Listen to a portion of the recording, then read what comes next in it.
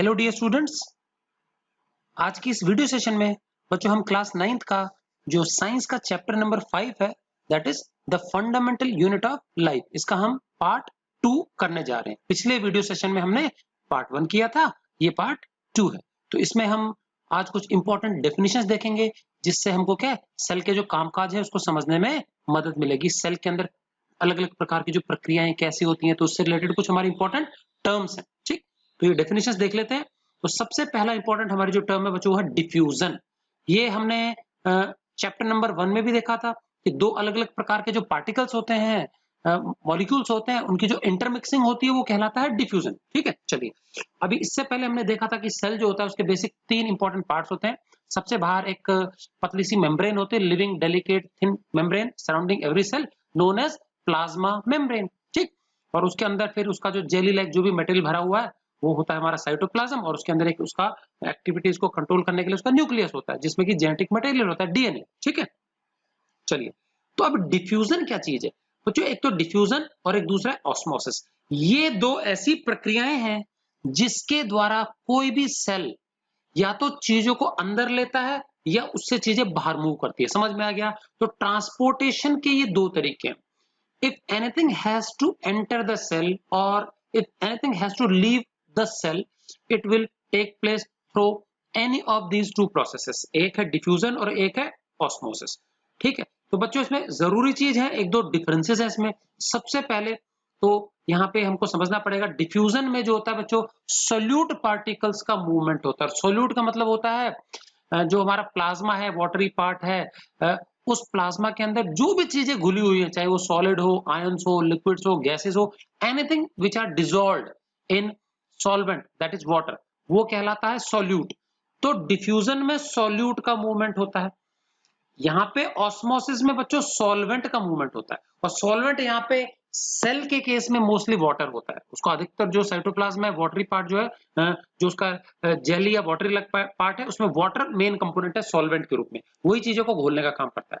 तो डिफ्यूजन में सॉल्यूट का मूवमेंट होता है, ऑस्मोसिस में सॉल्वेंट का मूवमेंट होता है, नंबर 1। नंबर 2, डिफ्यूजन में एक सेमी परमेबल मेम्ब्रेन, जो मैं कह रहा हूं ना प्लाज्मा मेम्ब्रेन, वो आवश्यक नहीं है, कंपलसरी नहीं है तो ठीक है, नहीं है तो भी कोई प्रॉब्लम नहीं है। ऑस्मोसिस जो होता है वो सेमी परमेबल मेम्ब्रेन उसके लिए होना बहुत जरूरी है। समझा गया? उसके बिना ऑस्मोसिस नहीं होता है। समझा गया? तो osmosis needs the presence of A semi permeable membrane, like हमारी जो प्लाज्मा मेम्ब्रेन है वो। तो उसके अंदर बाहर जो चीजें आएंगी जाएंगी, वो ऑस्मोसिस के लिए प्लाज्मा मेम्ब्रेन होना जरूरी है, जबकि डिफ्यूजन में ऐसा कोई कंपलसरी नहीं है। चलिए, और दोनों में एक इंपॉर्टेंट समानता है। समानता यह है कि दोनों ही केसेस में, डिफ्यूजन और ऑस्मोसिस दोनों ही केसेस में, कोई भी चीज चाहे वो सॉल्यूट मूव कर रहा हो चाहे वो सॉलिड मूव कर रहा होगा, वो अपने अधिकता वाले स्थान से अपनी कमी वाले स्थान की ओर मूव करता है। जो चीज जहां ज्यादा है वहां से हट करके उस ओर मूव करती है जहां पे उसकी कमी हो। ठीक है, अब डिफ्यूजन है तो डिफ्यूजन में सॉल्यूट मूव करता है, तो सॉल्यूट जहां अधिक है वहां से हटेगा और किस रीजन में जाएगा? जहां पे सॉल्यूट की कमी है। समझ में आ गया? इसी प्रकार से ऑस्मोसिस, जहां पे पानी की अधिकता है, सॉल्वेंट की अधिकता है, वहां से मूव करेगा, उस रीजन में जाएगा जहां पे पानी की कमी हो। समझ में आ गया? अब बच्चों पानी और सॉल्यूट का बहुत इंपॉर्टेंट रिलेशनशिप है। सॉल्यूट को यदि मैं सॉल्वेंट में मिक्स कर दूं, हमको मिलता है सॉल्यूशन। तो बच्चों सेल के अंदर जो भी सॉल्यूशन प्रेजेंट होता है उसको हम सेल सैप कहते हैं। क्या कहते हैं? Cell sap. तो whatever solution is present inside the cell, वो होता है सेल सैप। ओके, और अब जो सेल्स होते हैं, सेल उसकी जो सेल मेम्ब्रेन है, सेल मेम्ब्रेन के अंदर भी सैप होता है और उसके बाहर भी सैप होता है। समझ में आ गया? दोनों तरफ लिक्विड मीडियम होता है। ठीक, अब इसका मतलब दोनों तरफ कई प्रकार की चीजें हो सकती हैं। जो सेल का बाहर मीडियम है, लिक्विड मीडियम, उसमें कई प्रकार की चीजें घुली हो सकती हैं। सेल के जो अंदर वाला सैप है उसके अंदर कई प्रकार की चीजें घुली हो सकती हैं। और इन दोनों का जो कॉन्सेंट्रेशन है, भाई किस सॉल्यूशन में किस चीज की कितनी मात्रा है, भाई सॉल्वेंट कितना है, सॉल्यूट कितना है, ये डिसाइड करेगा कि क्या चीज किस डायरेक्शन में मूव करेगी। समझ में आ गया?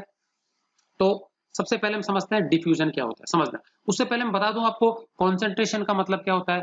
बच्चों मान लो हमने दो सॉल्यूशन ले लिए, एक बीकर लिया ग्लास, दूसरा बीकर लिया ग्लास, दोनों में मैंने बराबर बराबर मात्रा में सॉल्वेंट ले लिया, सपोज पानी। तो सपोज मैंने दोनों में पानी ऐड कर दिया 100 ml, 100 ml दोनों में पानी ले लिया। अब दोनों में मैं कुछ सॉल्यूट घोलने वाला हूं, तो सपोज मैं चीनी घोलने वाला हूं, 100 ml पानी है, बराबर है सॉल्वेंट। अब पहले वाला जो बीकर है ए, सपोज पहला बीकर ए, और दूसरे वाले को हम दे देते हैं नाम बीकर बी। तो पहले वाला जो बीकर है जिसमें कि 100 ml पानी है, उसमें हमने सपोज 5 ग्राम चीनी डाल दी। कितनी चीनी डाल दी? 5 ग्राम चीनी डाल दी, 5 ग्राम, और उसको डिसोल्व कर लिया। तो दूसरे वाले में हमने सिर्फ और सिर्फ हाफ ग्राम, 0.5 ग्राम चीनी डाली, 10 गुना कम हो गया। तो अब मुझे बताओ, ज्यादा सॉल्यूट, भाई सॉल्वेंट तो बराबर ही है, ज्यादा सॉल्यूट कहां पर है? बीकर ए में, और कम सॉल्यूट कहां पर है? बीकर बी में। समझ में आ गया? तो ये दोनों जो सॉल्यूशंस बनेंगे ये अलग अलग कॉन्सेंट्रेशन के बनेंगे। तो मैं कैसे कहूंगा इसको इंग्लिश में? The solute concentration in beaker A is more. समझ में आ गया? बीकर ए में सॉल्यूट कॉन्सेंट्रेशन जो है सॉल्यूशन का वो अधिक है, और बीकर बी जो है सेकंड वाला, उसमें सॉल्यूट कॉन्सेंट्रेशन जो है वो कम है। तो हम बोलेंगे बीकर ए में जो है वो it is the solution of more solute concentration, higher solute concentration, और बीकर बी जो है it is the solution of lower solute concentration. Clear है?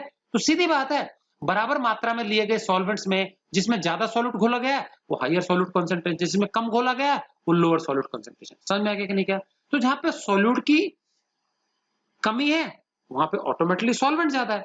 अब यहाँ पे जो फर्स्ट केस में था सॉल्वेंट 100 है और सॉल्यूट 5 है, वहां पे सॉल्वेंट 100 है और सॉल्यूट कितना है? हाफ ही है खाली ग्राम में। ठीक, तो हायर सॉल्यूट कॉन्सेंट्रेशन वाला सॉल्यूशन, लोअर सॉल्यूट कॉन्सेंट्रेशन वाला सॉल्यूशन, ये दो टर्म्स याद रखेंगे आप। ठीक, चलिए अब देखते हैं डिफ्यूजन। तो मान लीजिए हमने एक बीकर ले लिया, ठीक है, और बीकर में हमने क्या है, सपोज एक कोई भी चीज, मिश्री की डली डाल दी, ठीक है। अब मिश्री की डली क्या है? शुगर ही होता है, ठीक है। तो हम पाएंगे थोड़ी देर में कि धीरे धीरे वो मिश्री की डली में से शुगर के मॉलिक्यूल्स हटते जाएंगे और धीरे धीरे क्या है, वो उस जगह पे ट्रेवल करेंगे जहां पे शुगर के मॉलिक्यूल्स नहीं है। पानी तो सब जगह ही है, तो धीरे धीरे जो है सोल्यूट घुलता घुलता अपनी जगह से हटता हुआ, जहां पे उसकी अधिकता है वहां से हटता हुआ वो उन स्थानों पे जाएगा जहां पे उसकी कमी है। ये प्रक्रिया तब तक चलती रहेगी जब तक कि वो सॉल्यूट पार्टिकल्स यूनिफॉर्मली डिस्ट्रीब्यूट नहीं हो जाते। समझ में आ गया कि नहीं? क्या अब ये काम सेमी परमेबल मेम्ब्रेन के आर पार भी हो सकता है या उसकी आवश्यकता नहीं भी है। ठीक, तो समझेंगे the process of movement of solute particles. जो सॉल्यूट पार्टिकल्स होते हैं, अभी कुछ भी हो सकता है, it can be solid, it can be liquid, it can be gas molecules, ठीक है।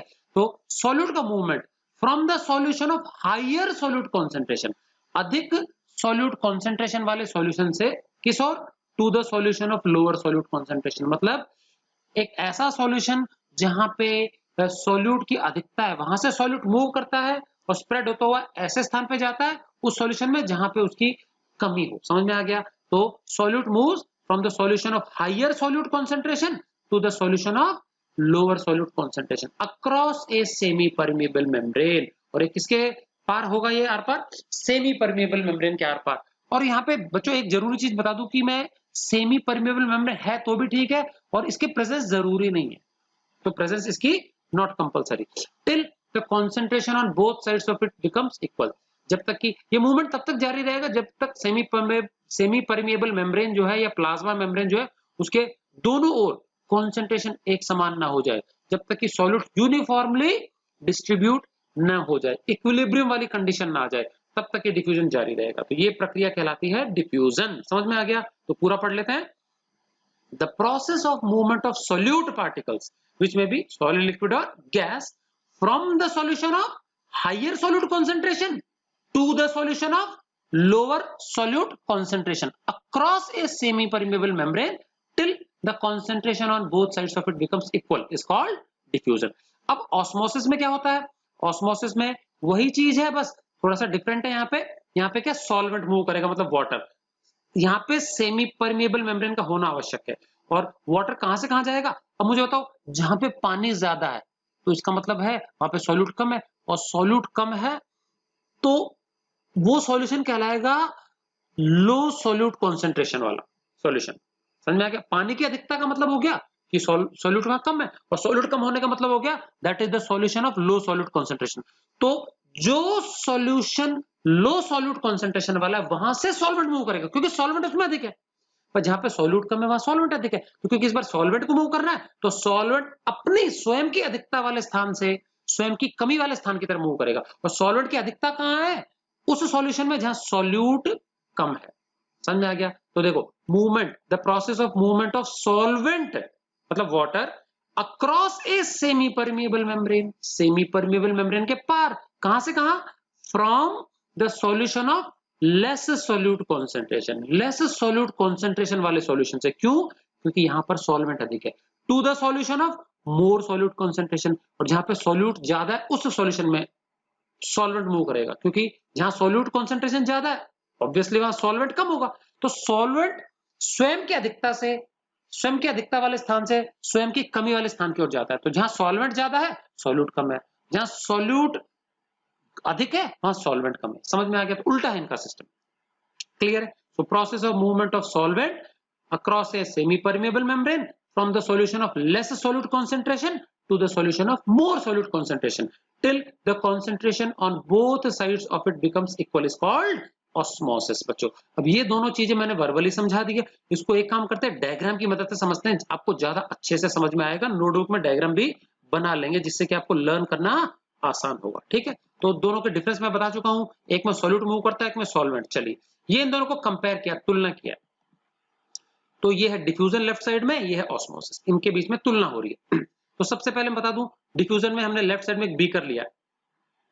बीकर में देखो, इस इतने से जगह पे सोल्यूट खूब सारा है। तो देखो सोल्यूट मॉलिक्यूल्स है रेड वाले, और बाकी जो ब्लूइश कलर का है वो सब सॉल्वेंट मॉलिक्यूल्स हैं। तो ये ब्लू ब्लू ब्लू क्या है? सॉल्वेंट मॉलिक्यूल्स जो ज्यादा है। तो देखो, इस सेंट्रल रीजन पे सॉल्यूट कॉन्सेंट्रेशन ज्यादा, और बाहर वाले में सॉल्यूट कॉन्सेंट्रेशन कम है, मतलब ना के बराबर। ठीक है, तो ये सॉल्यूट का स्वयं की अधिकता वाले जगह से उस स्थान की ओर मूव करना जहां पे सॉल्यूट कम है, ये कहलाता है डिफ्यूजन। तो देखो, ये यहां से धीरे धीरे हटेंगे और यहाँ पे फैल जाएंगे जहां पे सॉल्यूट नहीं है या कम है। तो इस प्रकार से फैल जाएंगे। तो देखो यहाँ पे फैल गया ये। फैलने के बाद में यूनिफॉर्मली इंटरमिक्स हो गया, वाटर के मॉलिक्यूल के साथ सॉल्वेंट के मॉलिक्यूल के साथ मिक्सअप हो गया।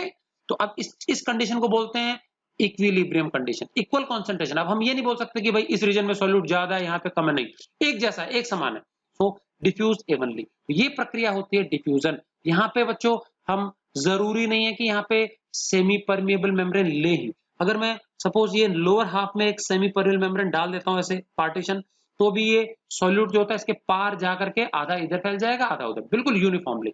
तो सेमी परमिएबल मेम्ब्रेन है तो भी हो जाएगा, और अगर नहीं है तो भी हो जाएगा। और ये सॉल्यूट जो होता है हमारा, it can be solid, it can be liquid, it can be gas, ions, कुछ भी हो सकता है। ये समझ में आ गया? मिनरल सॉल्ट्स कुछ भी हो सकता है। क्लियर है?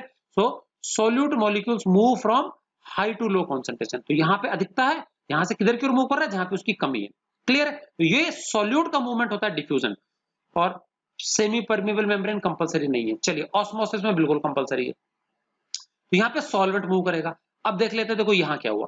यहाँ पे बच्चों ये जो ग्रीनिश कलर की जो मेम्ब्रेन है, ये सेमी परमिएबल मेम्ब्रेन है।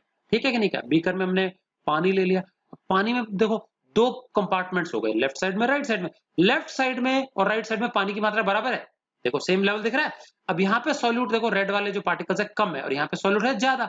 जैसे मैंने बताया था, एक में तो 5 ग्राम चीनी घोल दी और एक में घोल दी हमने आधे ग्राम। ठीक है, तो अब मुझे बताओ, जो लेफ्ट वाला जो सॉल्यूशन है लेफ्ट कंपार्टमेंट में, ये लो सॉल्यूट कॉन्सेंट्रेशन है। समझ में आ गया? पानी उतना ही है बट यहाँ सॉल्यूट कम है। यहाँ पे उतना ही पानी है लेकिन सॉल्यूट ज्यादा है, तो उसको बोलेंगे high solute concentration. Low solute concentration, high solute concentration. इसमें डिफ्यूजन में सॉल्यूट मूव करता था बच्चों, इसमें सॉल्यूट मूव नहीं करता है, इसमें सॉल्वेंट मूव करता है। तो देखो अब मूवमेंट क्या होगा पता है? सॉल्वेंट अधिक का है वो बताओ, सॉल्वेंट अधिक का है। तो अगर हम बच्चों बराबर बराबर बांटे तो सीधी बात है, सॉल्वेंट अधिक वहां है जहां पे सॉल्यूट कम है। देखो यहाँ पे सॉल्यूट कम है, तो इसका मतलब सॉल्यूट के मॉलिक्यूल्स पर मॉलिक्यूल ऑफ सॉल्यूट यहाँ पे ज्यादा होंगे, तो यहाँ सॉल्वेंट की अधिकता है। यहाँ पे सॉल्वेंट हमको कम दिखाई दे रहा है, ब्लूइश वाला पोर्शन, यहाँ सॉल्वेंट हमको ज्यादा दिखाई दे रहा है। समझ में आ गया कि नहीं? क्या तो अब सॉल्यूट के पार्टिकल जो जितने हैं उतने ही रहने वाले हैं। रेड वाले देखो इधर 6 दिखाए हैं तो इधर भी 6 ही हैं। अब होगा क्या? तो एक तरह से हम समझ लेते हैं, रेड वाला सपोज सॉल्ट है, तो यहाँ पे देखो खारापन कम होगा क्योंकि यहाँ कम सॉल्ट है, यहाँ खारापन ज्यादा होगा। तो ये higher solute concentration, lower solute concentration. तो अब सॉल्वेंट जो है ना, ये अपने स्वयं के अधिकता वाले स्थान, मतलब ये वाला स्थान, यहाँ पे सॉल्वेंट ज्यादा है, या फिर उल्टा बोलते हैं लेस सॉल्यूट कॉन्सेंट्रेशन वाले सॉल्यूशन से मोर सॉल्यूट कॉन्सेंट्रेशन वाले सॉल्यूशन की ओर मूव करेगा। तो सॉल्वेंट लेफ्ट कंपार्टमेंट में से निकल के लो सॉल्यूट कॉन्सेंट्रेशन वाले कंपार्टमेंट में से निकल के हाई सॉल्यूट कॉन्सेंट्रेशन वाले सॉल्यूशन में प्रवेश करेगा। तो जबरदस्ती यहां से निकल के इसमें आएगा तो इसमें पानी का लेवल घट जाएगा। तो देखो ये लेवल घट गया और यहाँ पे लेवल बढ़ गया और ये लेवल बढ़ गया। अब अगर यहाँ ये बढ़ गया ये घट गया तो देखो यहाँ पे कम जगह में वो सॉल्यूट पार्टिकल्स आ गए। अब इसका खारापन बढ़ गया और उसका खारापन कम हो गया, वहां सिर्फ पानी घुसा है। तो देखो यहाँ पे देखो ज्यादा पास थे रेड डॉट्स और यहाँ पे देखो खुले खुले हो गए। अब इस कंपार्टमेंट में और इस कंपार्टमेंट में देखें तो भीड़ एक जैसी दिख रही है, यूनिफॉर्म हो गया बिल्कुल। तो दोनों तरफ का कॉन्सेंट्रेशन बराबर हो गया, ये इक्विलिब्रियम कंडीशन आ गई। समझ में आ गया कि नहीं क्या? तो दोनों तरफ का खारापन या मीठापन जो भी है वो एक समान हो गया कॉन्सेंट्रेशन। तो ये प्रक्रिया जहां पे सॉल्वेंट मूव करता है लेस सॉल्यूट कॉन्सेंट्रेशन वाले सॉल्यूशन से मोर सॉल्यूट कॉन्सेंट्रेशन वाले सॉल्यूशन की ओर across a semi permeable membrane, जब तक कि दोनों ओर का कॉन्सेंट्रेशन एक समान ना हो जाए, इक्विलिब्रियम कंडीशन ना आ जाए, तब तक ये प्रक्रिया जो है चलती है, ये कहलाती है ऑस्मोसिस। समझ में आ गया? तो osmosis movement of solvent, diffusion movement of solute. Semi permeable membrane diffusion में जरूरी नहीं है, यहाँ पे बिल्कुल जरूरी है। समझ में आ गया? चलिए, और दोनों ही बहुत स्लो प्रक्रियाएं होती हैं। क्लियर है? तो ये था बच्चों ऑस्मोसिस एंड डिफ्यूजन। तो इसके कंपैरिजन आता है, डिफरेंसेस या फिर सिमिलैरिटीज दोनों आ सकती हैं। चलिए अगला बच्चों हमारा x osmosis. X osmosis, x मतलब आउटसाइड और ऑस्मोसिस मतलब वाटर का मूवमेंट, वाटर का मूवमेंट। ठीक है, अब किसी भी सेल में से ऑस्मोसिस के कारण भाई पानी अंदर भी घुस सकता है और पानी बाहर भी निकल सकता है। समझ में आ गया? क्योंकि सेल का जो कवरिंग, आउटर कवरिंग, वो प्लाज्मा मेम्ब्रेन है, सेल मेम्ब्रेन है, क्योंकि एक सेमी परमेबल मेम्ब्रेन है। तो अब पानी इसके बाहर भी जा सकता है ऑस्मोसिस के जरिए, अंदर भी आ सकता है। तो अगर किसी कारणवश, अब देखेंगे बाद में अंदर बाहर कैसे आएगा, तो अगर किसी कारण सेल के बाहर पानी निकलता हो, सेल से बाहर पानी निकलता हो, तो ये प्रक्रिया एक्स ऑस्मोसिस कहलाती है। Outward movement of water, the process of movement of water out of cell, cell के बाहर जाना, ठीक है, as a result of osmosis is called exosmosis. समझ में आ गया? ऑस्मोसिस के कारण सेल से पानी का आउटवर्ड मूवमेंट ये कहलाता है एक्स ऑस्मोसिस। तो एंड ऑस्मोसिस उल्टा हो गया, इनवर्ड मूवमेंट। तो अगर बाहर से पानी ऑस्मोसिस के जरिए सेल के अंदर प्रवेश करता है तो ये हो गया एंडोस्मोसिस। और दोनों ही केसेस में बच्चों दो कंडीशन बहुत जरूरी है, बीच में सेमी परमेबल मेम्ब्रेन होना चाहिए, सेमी परमेबल मेम्ब्रेन के दोनों ओर सॉल्यूशंस होने चाहिए जिनका कॉन्सेंट्रेशन अलग अलग होना चाहिए। तो सॉल्वेंट मूव करता है कहां से कहां, लो सॉल्यूट कॉन्सेंट्रेशन वाले सॉल्यूशन से हाई सॉल्यूट कॉन्सेंट्रेशन वाले सॉल्यूशन की ओर। बच्चों अब ये बहुत ही लंबे लंबे नाम हो गए, solution of low solute concentration, कितना लंबा लंबा नाम हो गया, solution of high solute concentration, देखो ऊपर ये नाम लिखे ना, solution of lower solute concentration, solution of higher solute concentration. अब हम एक काम करते हैं, इन दोनों चीजों के लिए एक टेक्निकल टर्म खोज लेते हैं छोटी सी। चलिए अब ध्यान से सुनना, सेल के अंदर पानी अंदर घुसेगा या सेल से पानी बाहर निकलेगा, ये डिसाइड कौन करेगा? ये डिसाइड करता है बच्चों कि हमने सेल को किस प्रकार के मीडियम में रखा है। सेल का जो सराउंडिंग मीडियम है, सेल का जो सराउंडिंग मीडियम है, जो सॉल्यूशन है, उसका नेचर क्या है। तो बच्चों सेल मेम्ब्रेन के बाहर का जो रीजन है, बाहर का सॉल्यूशन, वो हमको रखना पड़ेगा कैसा भी सॉल्यूशन। और सेल के जो अंदर का जो सॉल्यूशन है उसको हम सेल सैप कहते हैं। क्या कहते हैं? Cell sap. और ये सेल सैप भी एक प्रकार का सॉल्यूशन होता है, तो इसमें कई प्रकार की चीजें, मिनरल, सॉल्ट, शुगर्स घुले रहते हैं। ठीक है कि नहीं का? साइटोप्लाज्म जो पार्ट है, लिक्विड पार्ट, जेली पार्ट। तो सेल का जो अंदर का लिक्विड पार्ट है वो क्या होगा? सेल सैप कहलाता है। अब सेल को सपोज मैंने एक दूसरे सॉल्यूशन में रख दिया, ध्यान देना, और वो जो दूसरा सॉल्यूशन है उसका कॉन्सेंट्रेशन की तुलना हमको करनी है सेल सैप के कॉन्सेंट्रेशन से। अगर दोनों में से सपोज सेल सैप की तुलना में बाहर जो सॉल्यूशन है, सेल मेम्ब्रेन के जो बाहर सॉल्यूशन है, उसका कॉन्सेंट्रेशन कम पाया जाता है। समझ में आ गया मैं क्या कह रहा हूं? सेल सैप तो ज्यादा कॉन्सेंट्रेटेड है और बाहर वाला जो सॉल्यूशन है जिसमें हमने सेल को पटका है उसका कॉन्सेंट्रेशन यदि सेल सैप से कम होता है, इस प्रकार का सॉल्यूशन कहलाता है हाइपोटोनिक सॉल्यूशन। अगर बाहर वाले सॉल्यूशन का कॉन्सेंट्रेशन सेल सैप से अधिक होता है तो उसको कहते हैं हाइपरटोनिक सॉल्यूशन। तो हाइपो मतलब लेस, बाहर वाले सॉल्यूशन का कॉन्सेंट्रेशन सेल सैप की तुलना में कम है। हाइपर मतलब अधिक, बाहर वाले सॉल्यूशन का कॉन्सेंट्रेशन सेल सेप से अधिक है। और कभी कभी ऐसा भी हो सकता है कि बाहर वाले सॉल्यूशन का कॉन्सेंट्रेशन सेल सेप से बराबरी हो, सेल सेप से मैच होता हो। तो अगर दोनों का सेम कॉन्सेंट्रेशन है तो इस प्रकार का सॉल्यूशन कहलाता है आइसोटोनिक। क्या कहलाता है? तो तीन प्रकार के टर्म्स हो गई, hypotonic solution, hypertonic solution and isotonic solution. Clear है? So what is hypotonic solution? A solution whose concentration is less than that of cell sap. Cell sap से अगर कम concentration है तो hypotonic solution. A solution whose concentration is more than that of cell sap. Cell sap से अगर अधिक concentration है, ज्यादा खारापन है, तो hypertonic solution. ये बाहर वाले की बात बता रहा हूँ, बाहर वाला solution. और अगर same concentration है, a solution whose concentration is same as that of cell sap, तो isotonic. Iso मतलब same, hyper मतलब अधिक, hypo मतलब कम. Clear? चलिए अब इंपॉर्टेंट, सपोज एक हमारा प्लांट सेल है, उस प्लांट सेल को सपोज मैंने इन तीनों प्रकार के सॉल्यूशन में रख दिया, एक बार रखा हाइपोटोनिक में, एक बार हाइपरटोनिक और एक बार आइसोटोनिक। तो क्या प्रभाव पड़ेगा वो देखेंगे। ठीक है, तो बच्चों सबसे पहले मैं बात कर रहा हूं किसमें, अगर हमने उसको रख दिया किसमें, हाइपरटोनिक सॉल्यूशन में या हाइपोटोनिक में, आइसोटोनिक में। तो मैंने तीनों कंडीशन नीचे डिस्कस किए, फिर पढ़ेंगे बाद में क्या होता है बच्चों, प्लाज्मोलाइसिस क्या होता है। अच्छा, इससे पहले मैं आपको बता चुका हूं जो हमारी सेल मेम्ब्रेन है वो इलास्टिक लिविंग डेलिकेट मेम्ब्रेन है, स्ट्रेचेबल है। और जबकि जो हमारा सेल वॉल होती है वो हार्ड रिजिड टफ होती है। ये बिल्कुल वैसे ही है जैसे हमारा जो बाइसिकल का टायर है और उसके अंदर एक ट्यूब होती है। ट्यूब बच्चों इलास्टिक होती है, हवा भरती बहुत ज्यादा फूल जाती है, मोटी होती जाती है। जबकि टायर जो होता है बहुत ज्यादा मोटा नहीं होता, टायर में इलास्टिक गुण नहीं होता। समझ में आ गया कि नहीं? ट्यूब के अंदर होता है।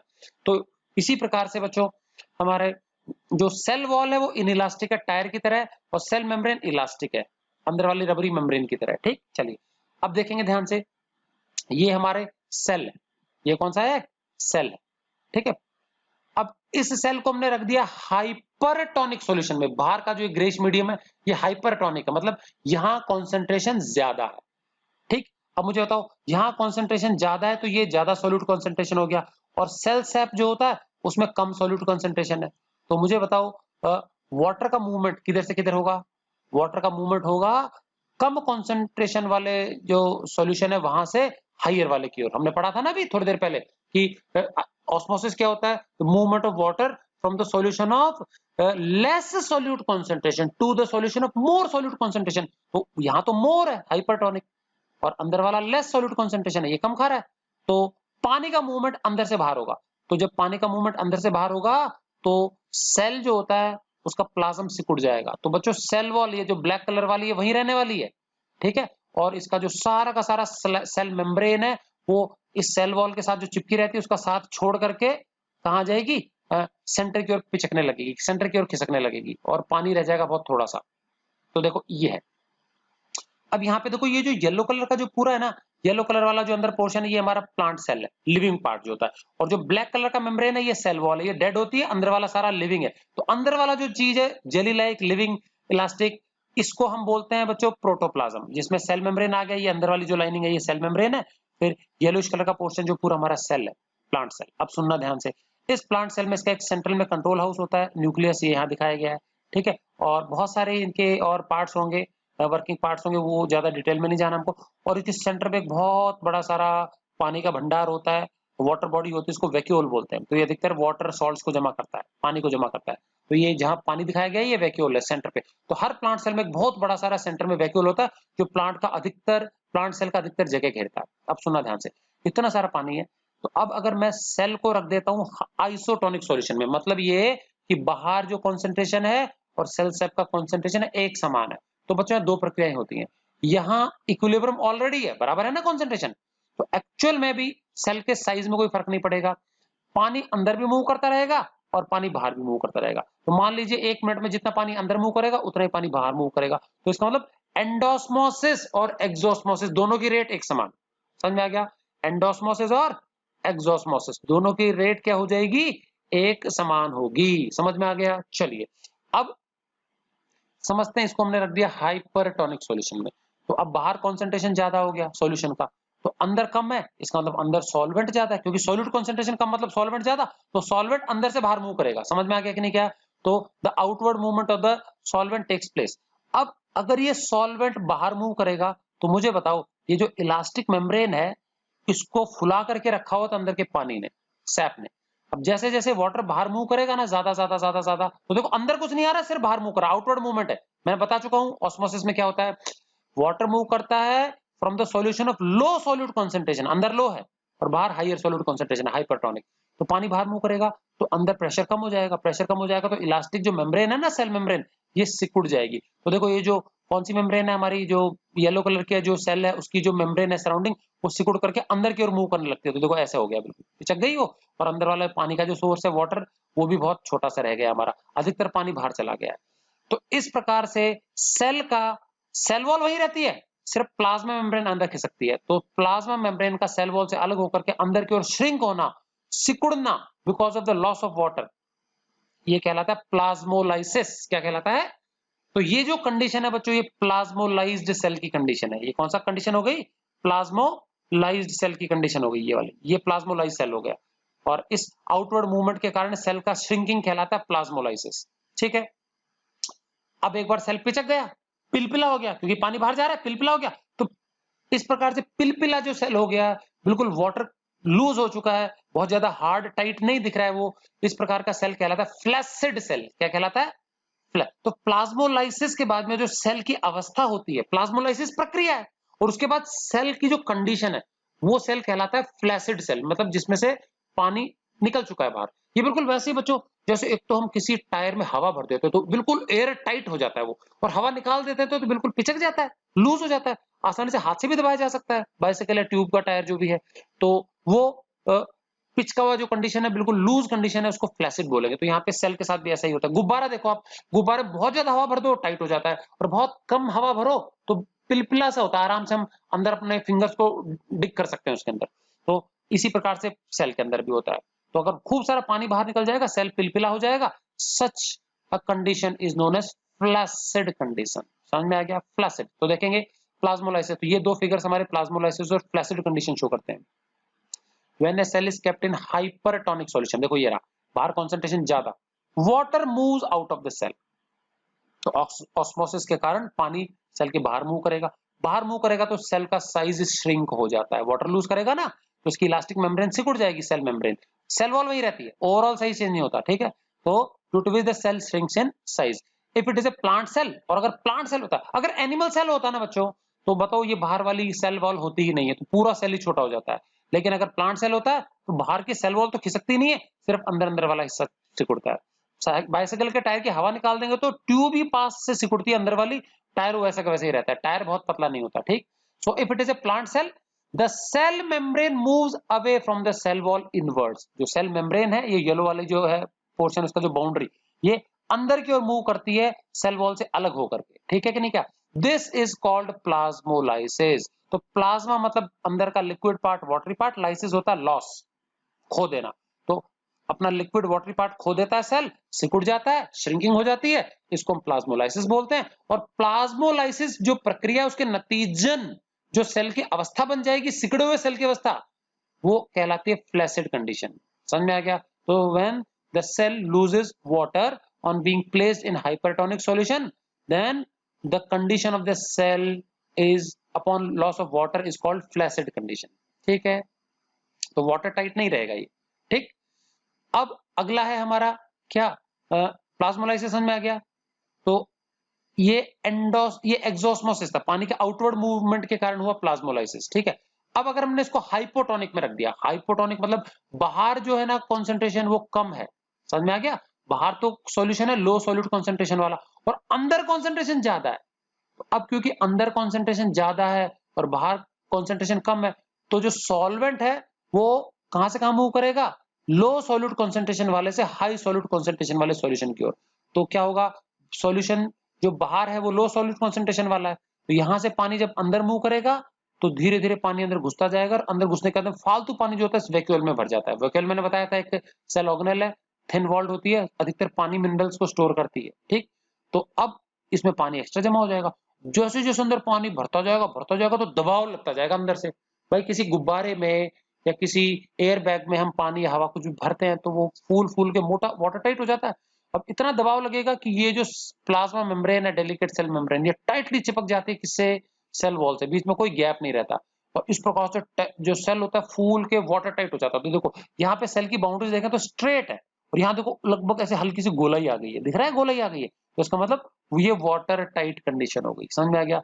इस प्रकार की कंडीशन को बोलते हैं turgid, T for tight, water tight, turgid condition. तो समझ में आ गया? अगर सेल को हाइपोटोनिक सॉल्यूशन में रख देते हैं, लो सॉलिड कॉन्सेंट्रेशन वाले सॉल्यूशन में रख देते हैं, क्योंकि सेल सैप के मुकाबले कम कॉन्सेंट्रेशन वाला है, तो water from out of the cell moves into the cell, making it water tight, and this inward movement is called endosmosis, and as a result the cells become watertight, and this condition is known as turgid condition। समझ में आ गया? ऊपर हमने दो definition पढ़ी थी, endosmosis, exosmosis, ठीक है कि नहीं? क्या? और ये तीनों कंडीशंस हमने कौन सी पढ़ी? Hypotonic, hypertonic and isotonic. Plasmolysis समझ में आ गया? तो हाइपरटोनिक सॉल्यूशन में रखने से प्लाज्मोलाइसिस होता है, आइसोटोनिक में रखने से कुछ नहीं होगा, दोनों तरफ से इनवर्ड आउटवर्ड मूवमेंट बराबर होगा। और हाइपोटोनिक में रखने से वाटर जो होता है अंदर मूव करेगा, सेल बिकम्स वाटर टाइट। ये देखो कुछ स्टेजेस हैं प्लाज्मोलाइसिस की, कैसे सेल सिकुड़ता है। और टर्जिड कंडीशन में बता चुका हूं क्या होता है, ठीक है कि नहीं? क्या तो सेल कैसे सिकुड़ता है? देखो ये सेल है हमारा वो प्लांट सेल, तो प्लांट सेल में जो बाहर की वॉल है, ब्लैक कलर की जो बाउंड्री दिखाई है वो सेल वॉल है, ठीक है। ये जो ग्रीनिश कलर का जो पार्ट है ये हमारा सेल मेम्ब्रेन है। समझ में आ गया? सेल मेम्ब्रेन है। अभी ये जो व्हाइट कलर का सेंटर पे जो लाइट ग्रीन कलर का पोर्शन दिख रहा है, ये हमारा बड़ा सारा वैक्यूल है जिसके अंदर पानी जमा है, और इस वैक्यूल के कारण न्यूक्लियस बेचारा साइड में खिसक जाता है। तो ये हमारा बड़ा बड़ा न्यूक्लियस है और बाकी सारे हमारे ऑर्गेनेल्स हैं गोल गोल जो दिखाए गए। चलिए ये हमारा नॉर्मल सेल है।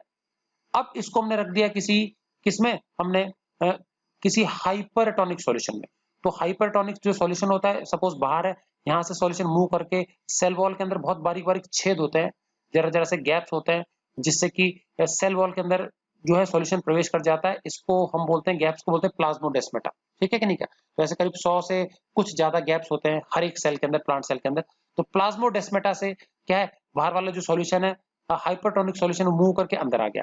अब ये जो बाहर बाहर सेल मेम्ब्रेन के बाहर लेकिन सेल वॉल के अंदर ये सॉल्यूशन भरा पड़ा है, ये सॉल्यूशन ज्यादा कॉन्सेंट्रेटेड है, हाइपरटोनिक है, और यहाँ पे सैप में वाटरी पार्ट ज्यादा है इस वैक्यूल के अंदर। तो अब क्या होगा बताओ, यहाँ से वाटर निकल करके बाहर मूव करेगा, प्लाज्मोलाइसिस। समझ में आ गया? ये तो हाइपरटोनिक हो गया और ये हाइपोटोनिक हो गया। तो यहाँ से वाटर जो होता है निकल निकल के लो सॉलिड कॉन्सेंट्रेशन वाले रीजन से निकल निकल के बाहर हाई सॉलिड कॉन्सेंट्रेशन वाले रीजन की ओर जाएगा।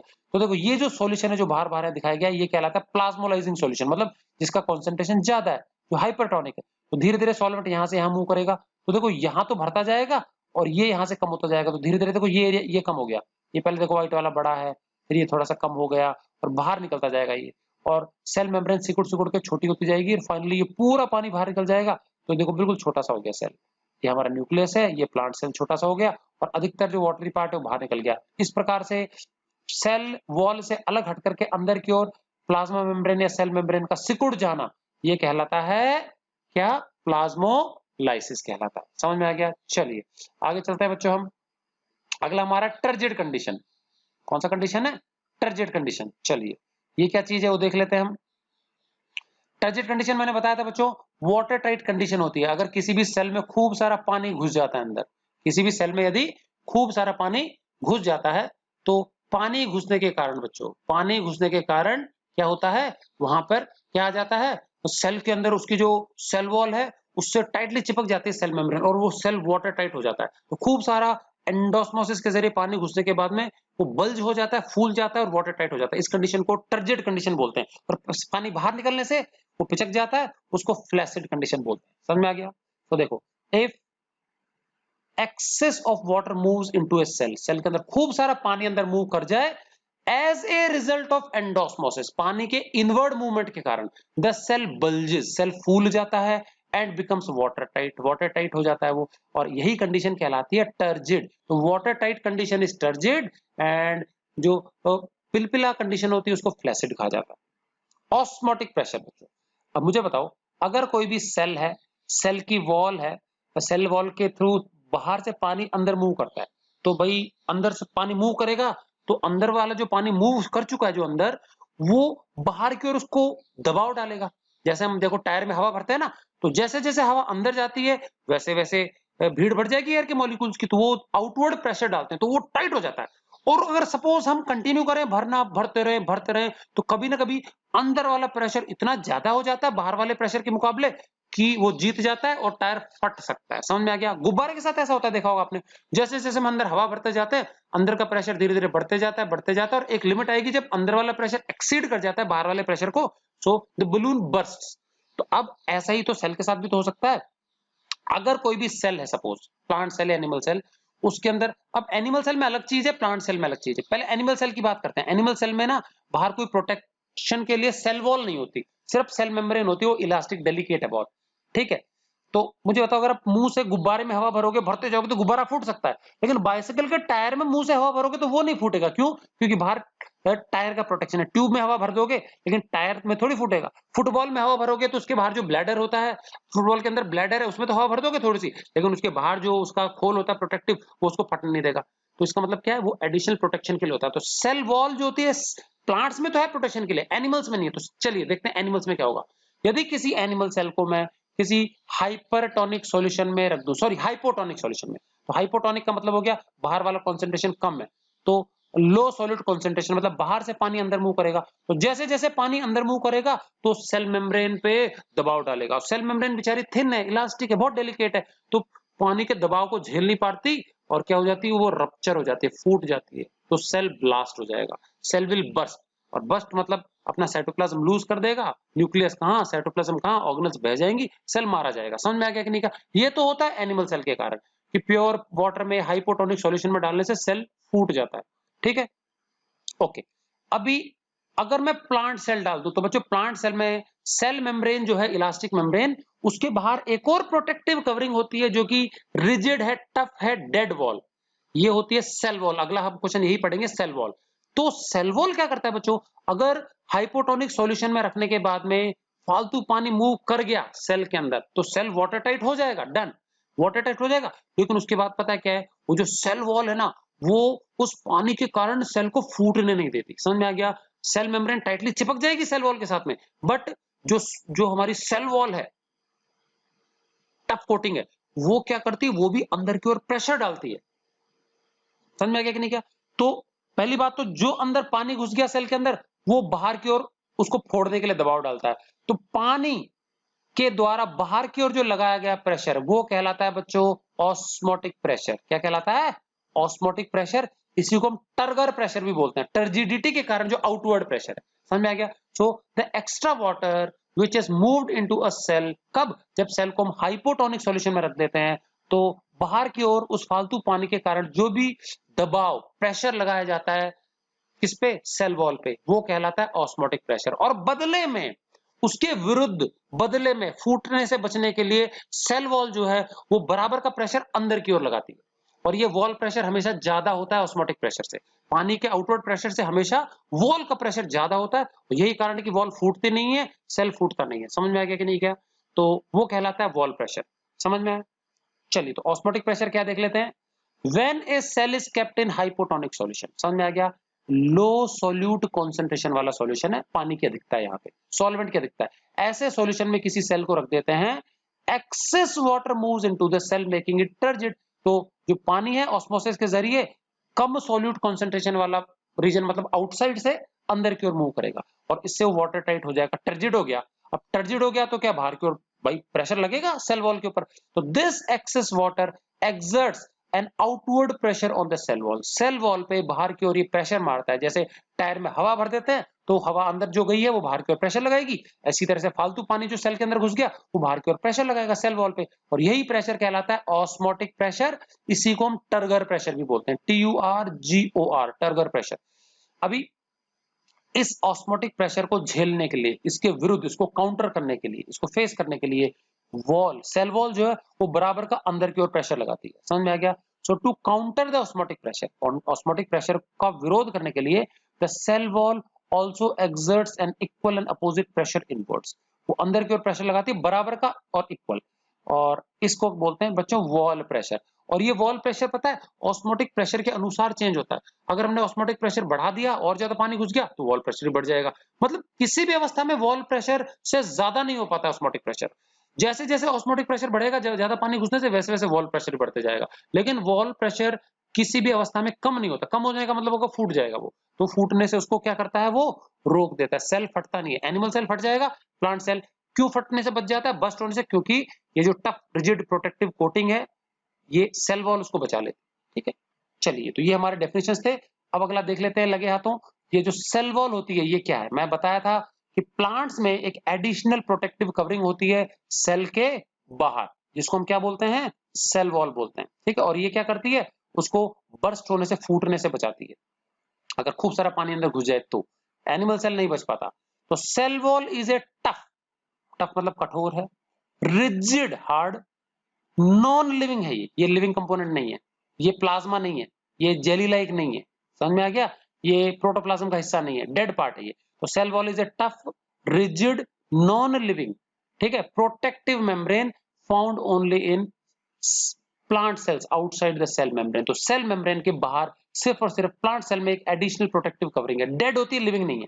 ठीक है, the cell wall provides mechanical support to the cell membrane. तो जो सेल मेम्ब्रेन है ना अंदर डेलिकेट, उसको एक तरह से सुरक्षा देती है, सपोर्ट देती है, सहारा देती है, वो फूटने से बचाती है। ठीक है, जिस प्रकार से बाइसिकल या गाड़ी मोटर का टायर जो होता है ट्यूब को बचाता है, ये सेल मेम्ब्रेन को बचाती है cell wall. And protects the cell from getting burst due to osmotic pressure. तो पानी का जो एक्सेस आउटवर्ड जो प्रेशर होता है, जो सेल को फोड़ने की कोशिश करता है, उससे फूट जाने से सेल को बचाती है, रक्षा करती है। समझ में आया क्या? प्लांट सेल्स में, जबकि एनिमल सेल में नहीं होती है। तो कंपोजिशन क्या है बच्चों? ये कॉम्प्लेक्स कार्बोहाइड्रेट्स की बनी होती है। ये है cellulose and pectin. Cellulose and pectin इन दो मेन कंपोनेंट्स हैं, जो कि किसमें पाए जाते हैं बच्चों? सेल वॉल के अंदर पाए जाते हैं। क्लियर है? ये था बच्चों कंपोजिशन सेल वॉल का, इसका function protection of the cell from getting burst due to osmotic pressure. ठीक है, तो आज के इस वीडियो के लिए इतना ही बच्चों। अगले वीडियो में बच्चों हम देखेंगे कि जो सेल होता है उसका मेम्ब्रेन देख लिया हमने, सेल मेम्ब्रेन क्या होता है, सेल मेम्ब्रेन के बाहर प्रोटेक्टिव कवरिंग सेल वॉल क्या होता है। अब उसके और अंदर चले तो अंदर का जो भी लिक्विड पार्ट है, जेली लाइक पार्ट है, उसको साइटोप्लाज्म बोलते हैं। सेल मेम्ब्रेन के अंदर वाला हिस्सा साइटोप्लाज्म। और इस साइटोप्लाज्म के अंदर एक तो सेंटर पे कंट्रोल हाउस होता है, न्यूक्लियस, और न्यूक्लियस और जो सेल मेम्ब्रेन है उसके बीच का जो रीजन होता है उसमें जेली लाइक मेटल भरा हुआ है। बहुत सारे कामकाजी सेल के हिस्से हैं जिसको हम सेल ऑर्गेनेल्स बोलते हैं। 8 हमारी अलग अलग सेल ऑर्गेनेल्स हैं। तो एक क्वेश्चन में हम ये सारी की सारी 8 सेल ऑर्गेनेल्स डिस्कस करेंगे, उनके फंक्शन, कैसा स्ट्रक्चर है, क्या काम होता है उनका। और उसके बाद हम एक अलग से क्वेश्चन में फिर हम देखेंगे, अलग वीडियो में हम न्यूक्लियस कैसा होता है, उसके क्या काम है, अंदर क्या उसके हिस्से होते हैं, किसने डिस्कवर किया हर एक सेल ऑर्गेनेल को, न्यूक्लियस को। ये सारी चीजें हम आने वाले वीडियोस में देखेंगे। तो बच्चों आज की वीडियो के लिए इतना ही। आई होप सबको अच्छे से समझ में आया होगा। नेसेसरी आप डायग्राम जरूर आप बना लेंगे एंड इसको अच्छे से समझ के आप नोटबुक में नोट कर लेंगे। So till next video, good bye and thanks for watching.